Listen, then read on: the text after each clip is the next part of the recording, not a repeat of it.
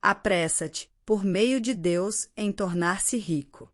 Outro dia, ao ouvir um versículo da Bíblia, enquanto estudava sobre prosperidade financeira, algo ficou preso em minha mente, e não conseguia parar de pensar no que me foi dito. Eu precisava escrever para as pessoas tomarem ciência desse ensinamento tão grandioso e ao mesmo tempo amedrontador. Eis aí o versículo. Provérbios 6, versículo 11. A sua pobreza o surpreenderá como um assaltante, e a sua necessidade sobrevirá como um homem armado sobre você. Fiquei imaginando o quanto isso é verdadeiro. Mas queria saber a que pobreza se refere o texto, pois tantas coisas podem surpreender a vida das pessoas. Cheguei à conclusão, depois de dias pensando, que há vários tipos de pobreza que realmente pode infligir-nos e causar-nos medo e pavor. São elas: A. Pobreza financeira. B. Pobreza intelectual. C. Pobreza espiritual ou de espírito. D. Pobreza motivacional ou de ação e movimento. Vou começar pela pobreza financeira. Não é muito difícil perceber que quem vive na escassez, na falta, sempre é assombrado por uma outra necessidade ou emergência. Se é época de pagar o imposto da casa, do veículo, da matrícula e materiais escolares, o mundo parece que desaba e a pessoa não acha onde se agarrar. Caso alguém fique doente ou há necessidade de fazer exames clínicos, a coisa piora, sendo necessários recorrer às vezes aos juros abusivos dos bancos ou a empréstimos com terceiros. Tudo vai se remendando, deixado para depois, procrastinando aqui e ali algo que deveria ser feito hoje. A geladeira que não fecha, o fogão com as bocas que não acendem, o guarda-roupas que despencou uma porta, a goteira do telhado que mofa o forro, o carro que precisa de revisão, a conta do banco que está no vermelho, a água, a luz e o telefone que já estão no corte, e por aí vão as necessidades que se acumulam. Até que um dia a geladeira queima, o fogão que não acende, o guarda-roupa se desmancha, o forro que despenca, o veículo que não roda mais, o banco que te encaminha um aviso de protesto, a água, a luz e o telefone que são cortados, e a sua pobreza te surpreendeu como um assaltante que afugenta. E suas necessidades sobre tuas costas caíram com tamanha ferocidade que você se sente fraco, indefeso e impotente. Eis o que diz a parábola dos talentos, Mateus 25, 14 e 30. 29 Pois a quem tem, mais será dado, e terá em grande quantidade. Mas a quem não tem, até o que tem lhe será tirado. Mas fique tranquilo, acalma-te, aquiete-se. Há uma cura para a pobreza financeira. Logo vou revelar-te. A segunda espécie de pobreza é a intelectual. É aquela exemplificada pela falta de conhecimento, de experiência e capacidade intelectual de discernir e compreender as coisas de uma maneira holística, ou seja, na sua totalidade. Quando você observa seu vizinho, um amigo, parente e até mesmo alguém que esteja no mesmo ramo de negócio que o seu, crescendo e prosperando, a primeira coisa que deveria vir à sua mente é o que tal pessoa conhece ou está fazendo de correto para conseguir resultados tão promissores. Que capacidades intelectivas e quais conhecimentos ele obteve para chegar a tais resultados.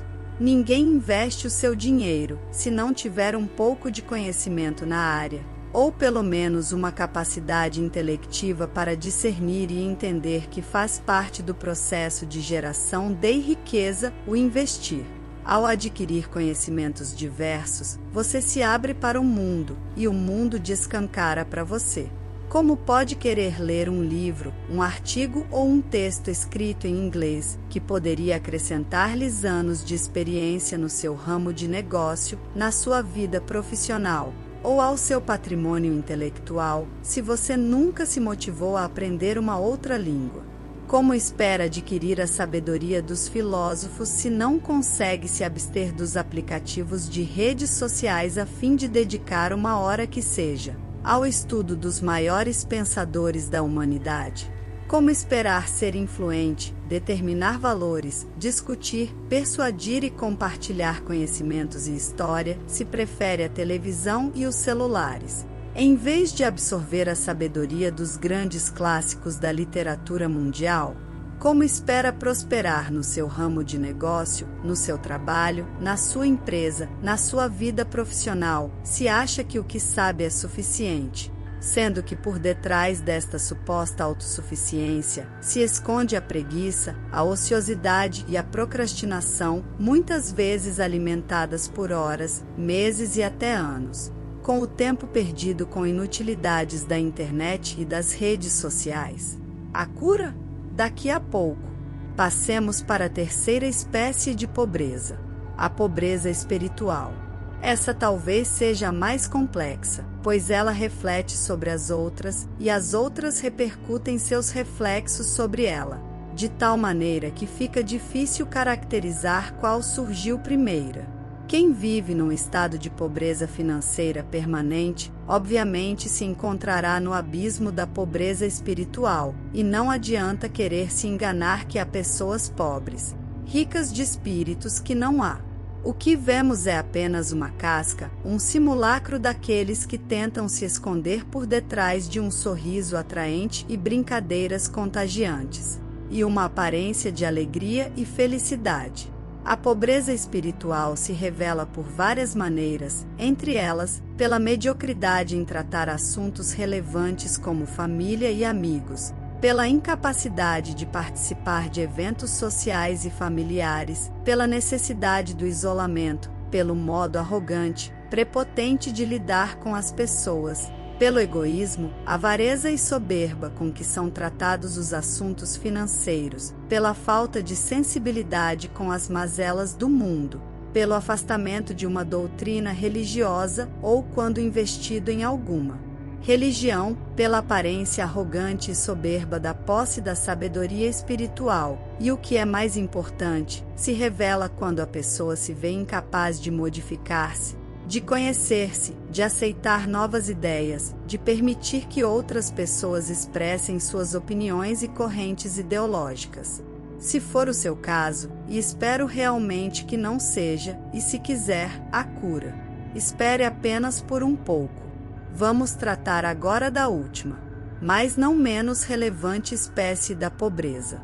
Pobreza motivacional ou de ação e movimento.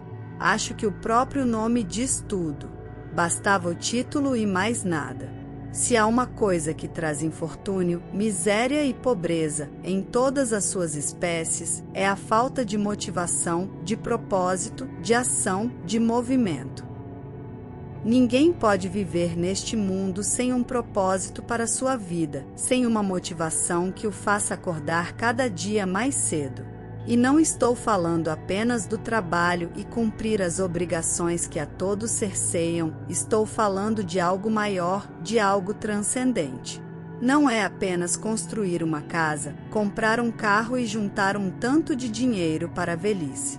Falo de algo grandioso, de ser próspero, abundante, de adquirir bens e utilidades que tornarão os dias de sua vida e de seus familiares mais ricos, mais agradáveis.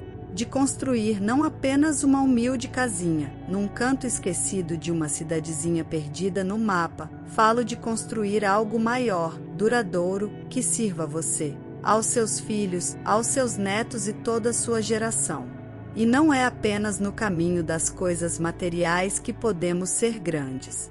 Havemos de ser o melhor músico, o melhor atleta, o melhor palestrante, o maior e mais eloquente pastor, o escritor mundialmente reconhecido, um imortal aos olhos dos homens. E a cura? Vou falar agora sobre a cura para esta e para todas as outras espécies de pobreza.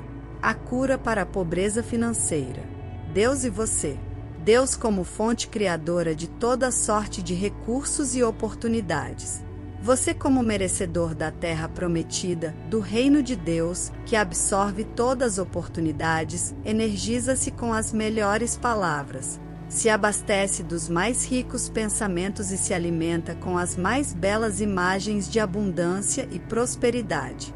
A cura para a pobreza intelectual. Deus e você. Deus como fonte criadora de toda sorte de recursos e oportunidades.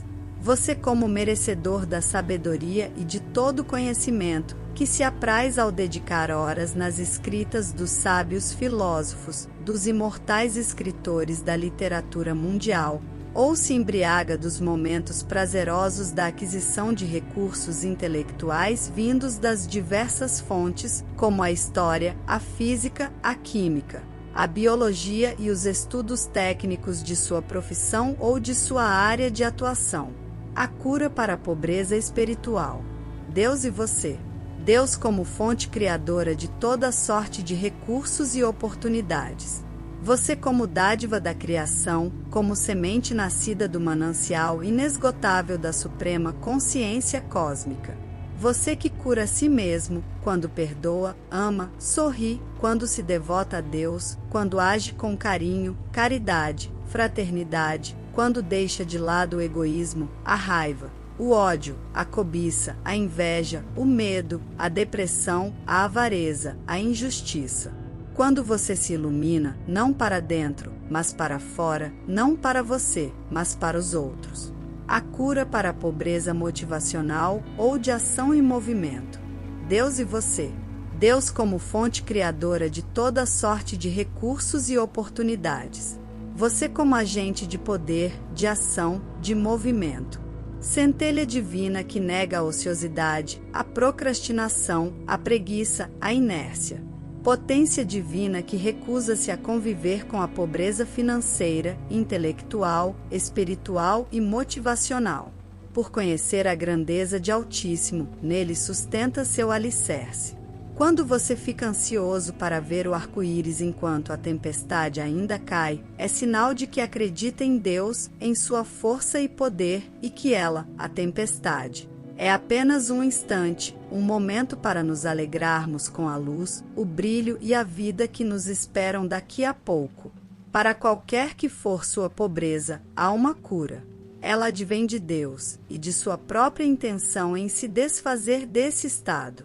Qualquer que seja ela, movimente-se, haja, faça acontecer, aproveite as oportunidades que Deus porá em sua frente e desfaça-se de toda e qualquer pobreza antes que ela te surpreenda como um assaltante e a sua necessidade sobrevenha como um homem armado sobre você.